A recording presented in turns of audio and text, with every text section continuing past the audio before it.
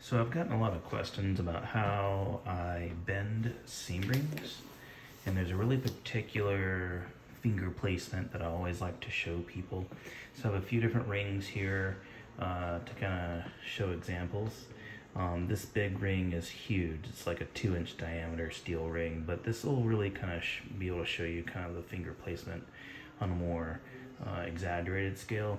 This is a 16 gauge ½ inch seam ring, and that's a 18 5/16, but I'll show you the finger placement.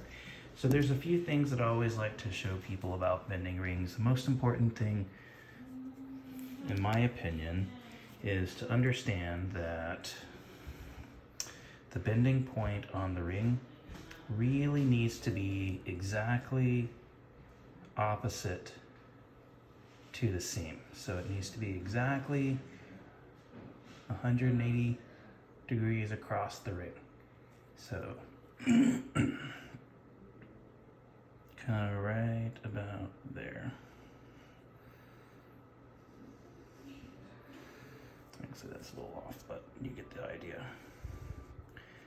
Okay, so that's the bending point. It's important to understand that that's exactly where it is, and it needs to stay there. It always needs to stay there, exactly opposite to that ring. So there needs to be equal sides of the ring on each side of that bending point. So kind of an interesting thing that a lot of people kind of mix up. They think that they need to get both their fingers exactly opposite to here, but that's actually not the proper finger placement to bend a ring. Ideally, you actually want to brace the bending points and the seam. So the actual placement, the hand placement, is more like this. Okay. So you see I'm bracing against the seam at the bottom, or the bending point, and then with my fingernails, I'm bracing the actual seam itself. So I'm actually not even touching the sides of the ring at all. You see? So with a seam ring like this,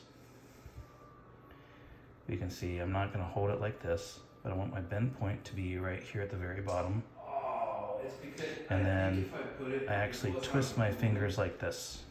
But I think if I put So I it brace the to actual the seam wall, point, I have to be plugged in too. and then I bend it open like that. And so this is the direction I would want to install it if I was putting it in like a right side nostril, because it would go in this direction here. If I was actually installing this in a left side nostril, I would bend it the opposite way. And then bending it closed the exact same. So you don't hold on to the sides here. You actually brace it more like this. Oh, slipped. And you cross over a little bit and then come back.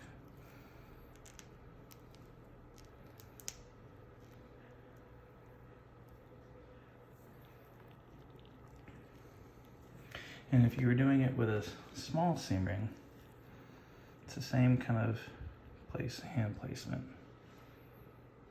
So just like this. See, I'm bracing the spots of my fingernails and bending it open like this. The same thing when I'm bending it closed, fingernails.